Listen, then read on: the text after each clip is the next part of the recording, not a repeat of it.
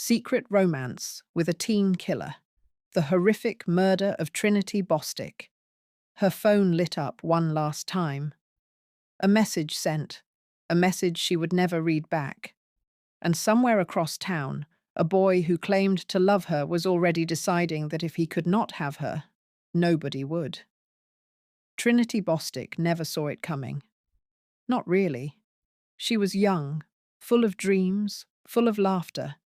The kind of girl who made people feel seen just by being in the same room as her.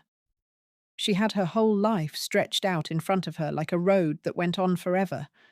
One of those lives that feels so full, so vibrant, that it seems impossible anything could cut it short.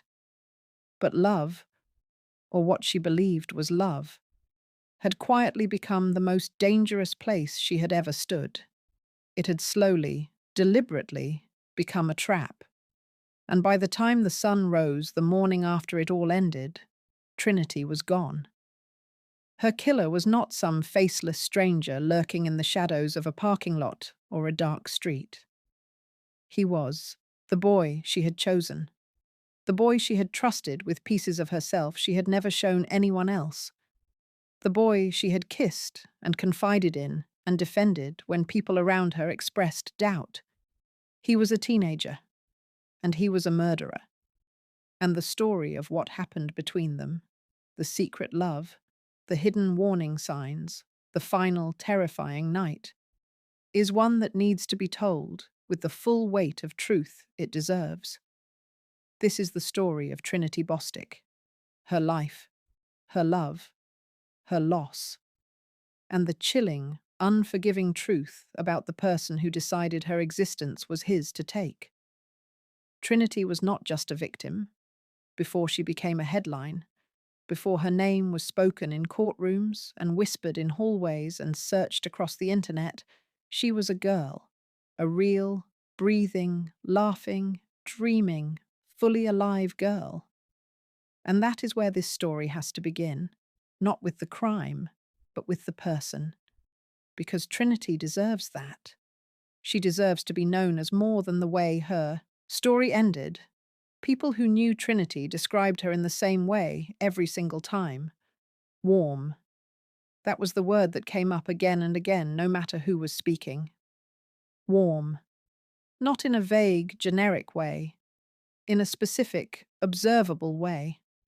She was the kind of person who noticed when you were having a bad day before you had said a single word about it.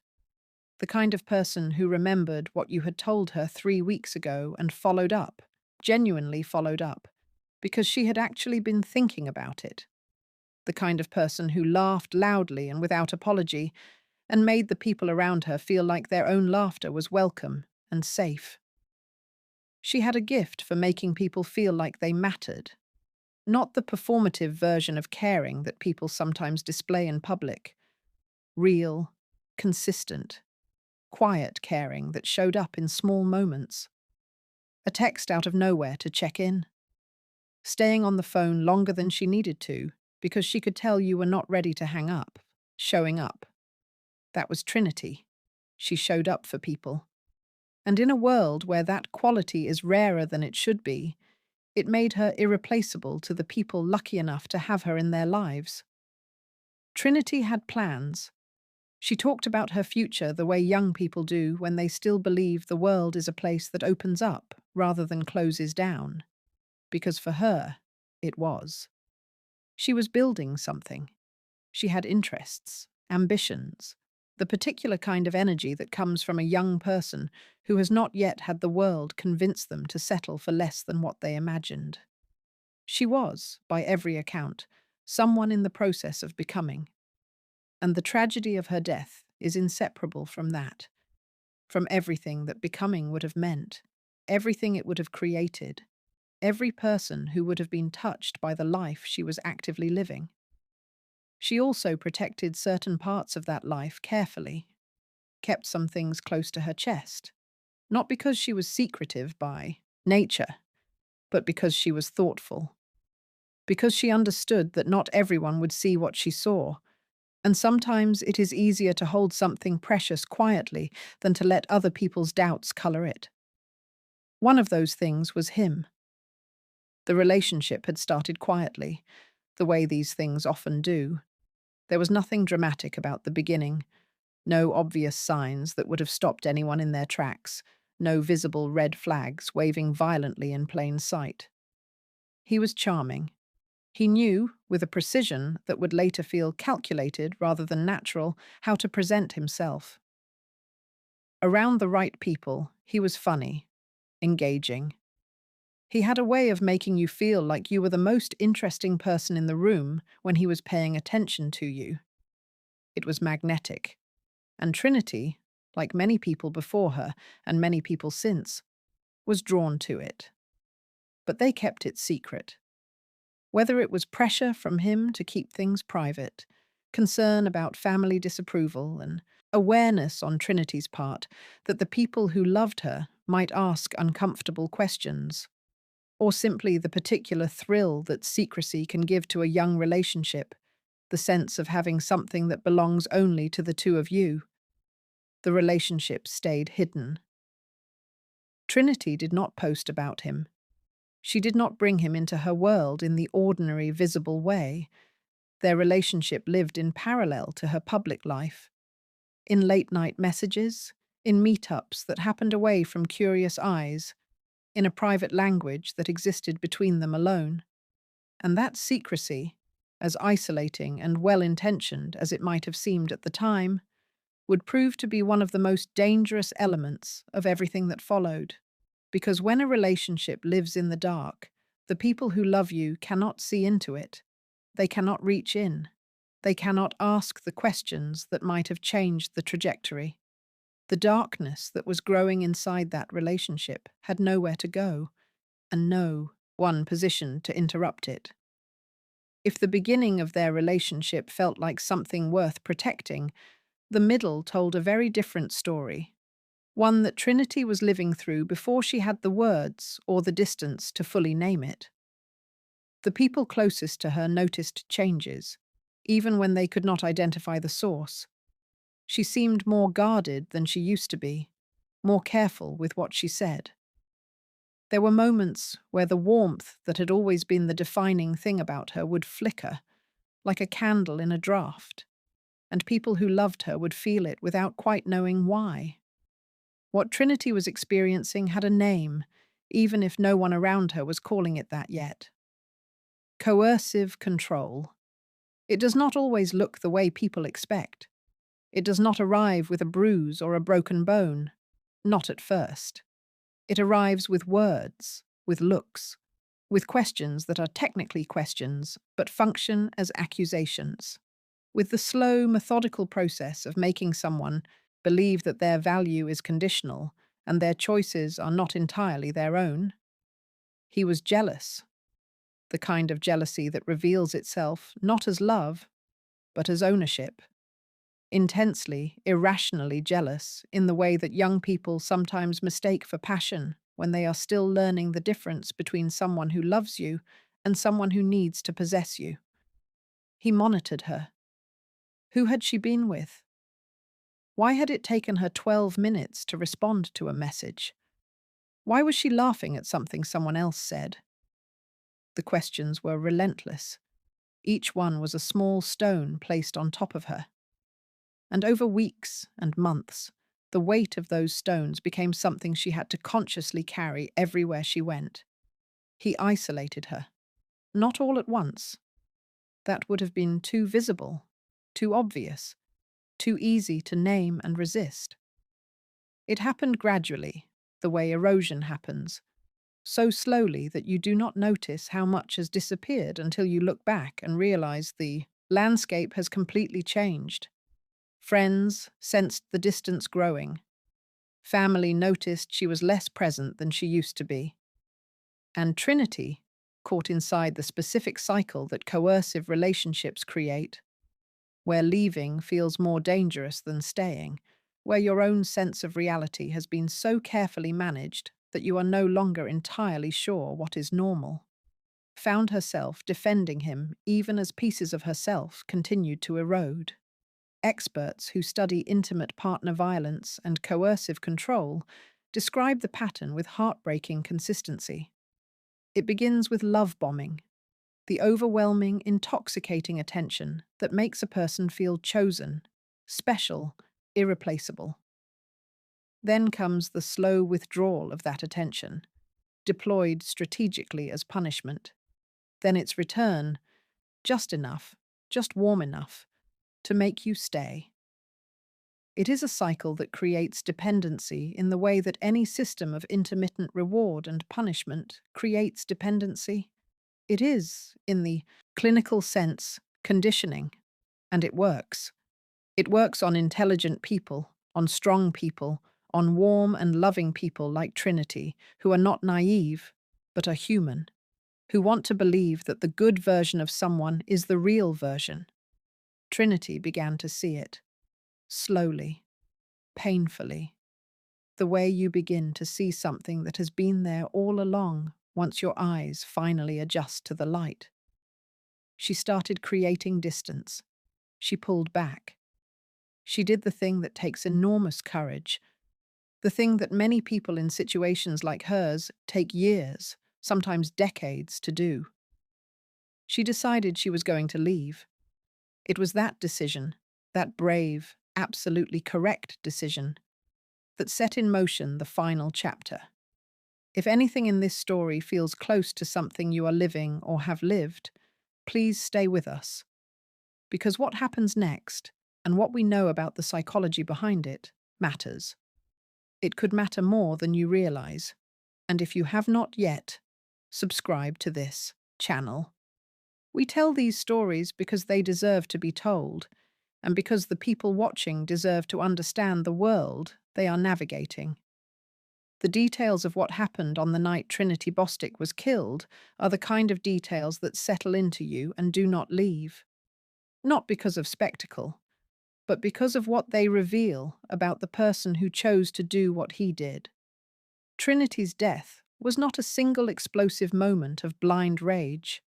What investigators found when they examined everything about that night told the story of someone whose grip on the belief that Trinity belonged to him had become absolute, and whose response to losing that grip was monstrous. The act itself bore what forensic experts call the hallmarks of personal, intimate violence. The kind of violence that says this was not random. This was targeted. This was a person who had known this victim, who had attached to this victim, and whose rage was entirely rooted in what they believed she had taken from them by choosing to walk away.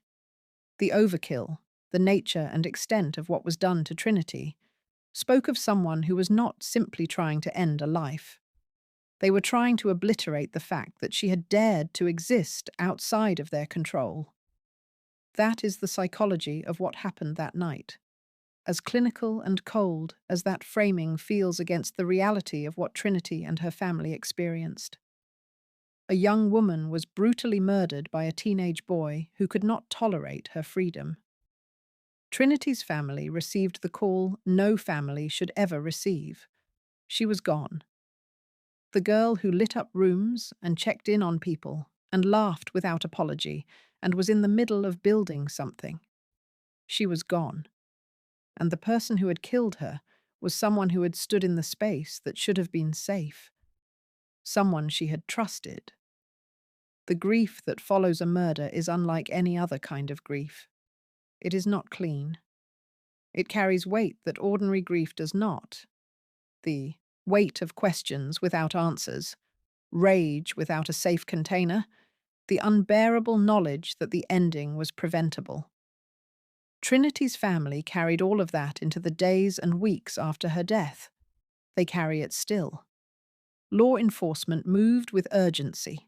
When investigators began reconstructing the last days of Trinity's life, the hidden relationship surfaced quickly.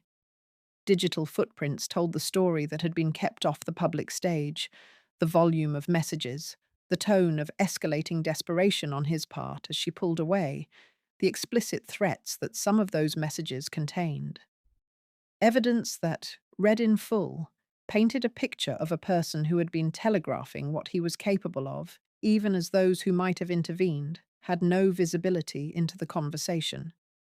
Detectives built the case methodically: phone records, social media accounts, witness accounts from people in Trinity's life who had seen glimpses of his behavior and felt unease they could not fully articulate at the time. The psychological profile that began to take shape was consistent. This was not a spontaneous crime committed by a person who had never shown signs of what he was. This was the culmination of a pattern. Every act of control, every jealous confrontation, every moment of isolation had been a step on a road that ended here. His behavior in the aftermath of Trinity's death was observed carefully by those trained to notice: the way he presented himself publicly, the choices he made about how to appear. Whether he moved through the immediate aftermath with the disorientation of genuine grief, or with something else, something steadier, something calculated. These observations became part of the case, and they were consistent with what the psychological profile suggested about who this person was underneath the surface he had always shown the world. When the arrest came, it landed with the particular weight that comes when the perpetrator is someone known, someone who had occupied ordinary space in ordinary places where people lived their lives. A teenager, someone's child, someone who had been in schools, neighborhoods, social circles. The community that had known them both absorbed the shock in layers, the reality of it too large to process all at once. The courtroom became the place where the full truth was finally put in the light. Not the partial truths, not the carefully managed versions of events. The full truth, documented and presented and examined by the mechanisms of law that exist for exactly this purpose. Every piece of evidence told part of the story. Taken together, they told all of it. The psychological expert testimony was particularly significant. The experts who had studied this case, who had examined the communications and the patterns and the trajectory from the relationship's beginning to its catastrophic end, spoke with a clarity that removed any remaining ambiguity. This was a person who had demonstrated, consistently and over time, the specific characteristics associated with high-risk intimate partner violence: the entitlement, the obsessive attachment, the inability to process rejection as anything other than an act of violence done to him, the absence, beneath the charm, of the empathy that might have made a different outcome possible. The victim impact statements were the most devastating part of the proceedings, as they always are. They are the moment when the formality of law steps aside and what is left is just human beings. People who loved someone who is no longer here, standing in front of the person responsible, trying to put language to something that language was never built to carry. Trinity's family stood and they spoke. They spoke about who she was. They spoke about what a room feels like without her in it. They spoke about the future that was stolen, not just from Trinity, but from everyone who would have been part of that future. They spoke about grief that does not have a bottom, about a loss that reshapes the entire architecture of a life. The verdict came. Guilty. It did not return what had been taken. It never does. But it was the acknowledgement, formal and permanent and recorded, that what had been done to Trinity Bostic was wrong, that her life had value, that the person who took it would be held accountable by a system built on the belief that human beings are not possessions, and that taking a life has consequences. Trinity's family had fought for that word. They had carried their grief through every stage of a process that asks grieving people to be patient and thorough and present in painful places. And they had gotten it. What do you think about how the justice system handles cases involving teenage killers? Should age change the outcome when the crime is this calculated, this deliberate, this final? Leave your thoughts in the comments. These questions do not have easy answers, and this community is exactly the place to have. that conversation honestly. The psychological portrait of Trinity's killer is worth examining directly, not to humanize what he did, not to soften the truth of it, but because understanding this profile is the only tool we have that might interrupt the next version of this story before it reaches its worst ending. What emerged from the investigation and the expert testimony was a picture of someone whose psychological architecture had produced a specific and dangerous belief system. The world, in his framework, was organized around him: his needs, his feelings, his sense of what he was owed. People in his life existed in relation to him. Trinity existed in relation to him. Her choices, including the choice to leave, were experienced not as her right, but as something done to him: an injury, a theft. Narcissistic entitlement of this kind, in a young person, can be extraordinarily difficult to detect in everyday life because it is so often masked by performance. The charm is real in the sense that it is practiced and effective. The social intelligence, the ability to read what people want and reflect it back to them, is often genuinely present. What is absent is the internal experience of other people as fully real, as having their own inner lives that exist independently and have value of their own. When rejection-triggered violence occurs, it is almost always preceded by exactly this kind of entitlement. The violence is not experienced by the perpetrator as something they are doing to another person. It is experienced as a response, as something the victim has caused by choosing to leave. That cognitive distortion does not excuse anything. But understanding it matters because it explains why the standard advice to simply leave a controlling relationship, advice that is correct and important, does not account for the specific danger that the act of leaving can create when the person being left has this profile. Trinity was not foolish. She was not weak. She was a young woman operating inside a situation that had been carefully constructed, piece by piece, to be impossible to see clearly from within. She was doing the right thing when she tried to leave. The tragedy is not a failure of her judgment. The tragedy is that the world around her did not have enough visibility into what she was living to catch her before she fell. There is something important that needs to be said about the people who loved Trinity, the friends and family members who, in hindsight, recognized fragments of what was happening but did not have the full picture. There is a cruelty unique to coercive relationships in what they do to the people on the outside of them. They make you doubt what you are seeing.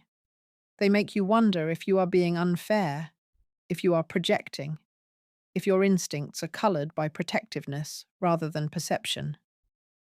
He was charming to them too in the moments they saw him.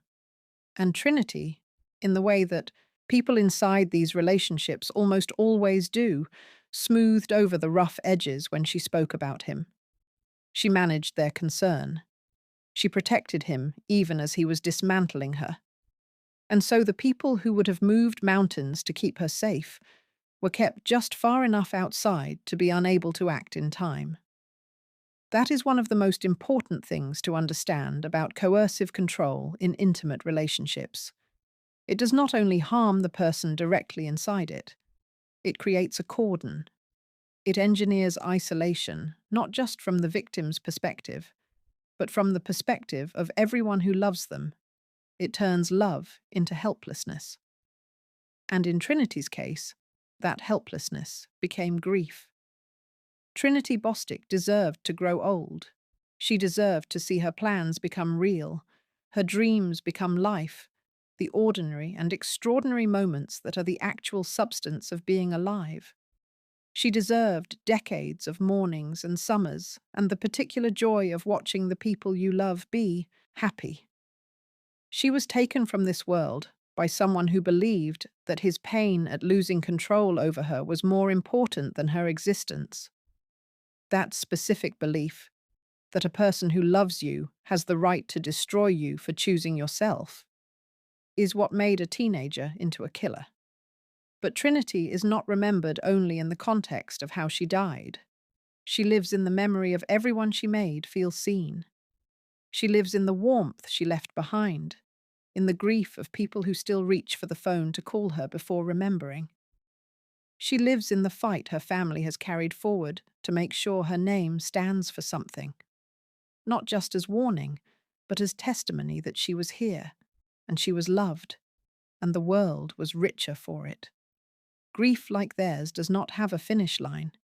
It does not arrive at a place called over. It transforms, slowly, into something that is carried differently as time passes. Not lighter, but more integrated, woven into the fabric of who you become in the years after loss. Trinity's family knows that. They live it every single day. And the fact that they have chosen, despite everything, to allow her story to be told, to let the truth of what happened to her exist in the world where it might reach someone who needs it, is an act of love as profound as anything Trinity herself ever did for the people around her. If you are in a relationship right now where someone is monitoring you, questioning you, isolating you from the people you love, hear this clearly. That is not love. It has a name. It has a pattern. And there are people who understand it completely and want to help you find your way out safely. You are not overreacting. You are not the problem, and you do not have to carry it alone. Trinity's story is a reminder that the most dangerous place a person can sometimes be is inside a relationship built on possession rather than love. That secrecy can be the wall that keeps help from reaching you. That the moment you try to leave is often the most dangerous moment of all, which is exactly why safety planning matters, why telling someone you trust matters, why the people who love you need to know enough to be present when it counts most. There are organizations built specifically to help people navigate the process of leaving safely. There are people who have spent their careers understanding the dynamics of coercive control and who know, in practical terms, what steps reduce risk. If you are in this situation, or if someone you love is in this situation, please reach out to those resources. The National Domestic Violence Hotline exists for exactly this reason. You do not have to have a bruise to deserve help. You do not have to have reached a breaking point to make the call. You are allowed to reach out before the worst happens. She deserved so much more. Say her name. Share this story. Make sure Trinity Bostic is remembered as more than a tragedy, as a person whose life and death changed the way someone out there sees the world and maybe keeps them safe. If this story affected you, if it made you feel or think or look at something differently, please like this video, share it with someone who needs to hear it, and subscribe to this channel if you are not already part of this community. We tell these stories because they matter, because the people inside them mattered, and because silence has never once protected anyone. Trinity deserved better. Let us make sure her story reaches every person it is meant to reach. Rest in peace, Trinity Bostic. The world is still learning what it lost when it lost you.